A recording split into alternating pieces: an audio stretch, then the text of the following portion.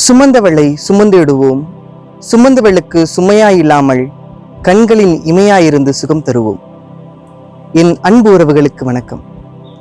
இன்று உங்களுடன் ஒரு உண்மை சம்பவத்தை பகிர்ந்து கொள்ள ஆசைப்படுகிறேன்.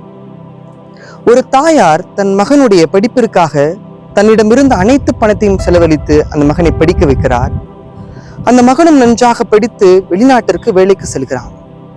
வெளிநாட்டிற்கு வேலைக்கு சென்ற மகன் மாதந்தோறும் தன் தாயாருக்கு பணம் அனுப்பி வைக்கிறான்.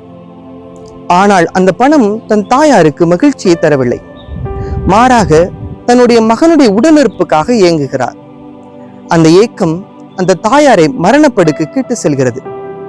மரணப்படுக்கையில் இருந்த தாயாரை பார்ப்பதற்காக மகன் வருகிறான்.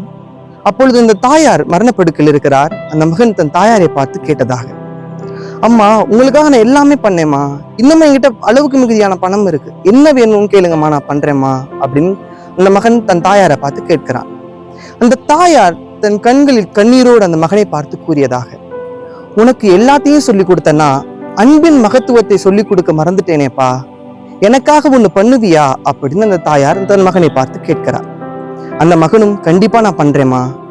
அந்த தாயார், இந்த ரோட்டோரமா போப்பா, உனக்கு முன்ன பின்ன தெரியாத ஒரு நபர், இதற்கு முன்பாக நீ பார்த்திருக்காத ஒரு நபரை பார்த்து நான் உங்களை அன்பு செய்யறேன்னு சொல்லுப்பா அப்படின்னு சொல்லிட்டு அந்த தாயார் இறந்து விடுகிறார். அந்த மகனும் தன் தாயாரின் கடைசி ஆசையை நிறைவேற்றுவதற்காக ரோட்டோரமாக நடந்து போகிறான். அப்பொழுது அங்கு ஒரு ஊனமுற்ற ஒரு நபரை பார்க்கிறான்.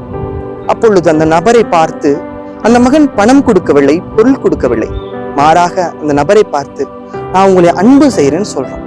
அந்த நபருடைய கண்களில் இருந்து கண்ணீரோடு அந்த நபர் அந்த மகனை பார்த்து கூறியதாக, இந்த ரோட்ல நிறைய பேர் போவாங்கப்பா, எனக்கு பணம் தருவாங்க, சாப்பாடு தருவாங்க, அது அன்றன்றைய தேவைக்கு எனக்கு உதவியாக இருந்தது. ஆனா என்னை யாருமே அன்பு செய்யலையே என்ற வேதனை எனக்குள் மிகவும் ஆழமாக இருந்தது. இன்று நீ எனக்காக ஒருத்தவங்க இருக்கிறாங்களே என்ற நம்பிக்கையோடு நான் மரணத்தை சந்திக்க தயாராக இருக்கிறேன் என்று கூறுகிறார். அந்த மகன் அப்பொழுதுதான் அன்பின் மகத்துவத்தை உணர்ந்தானாம்.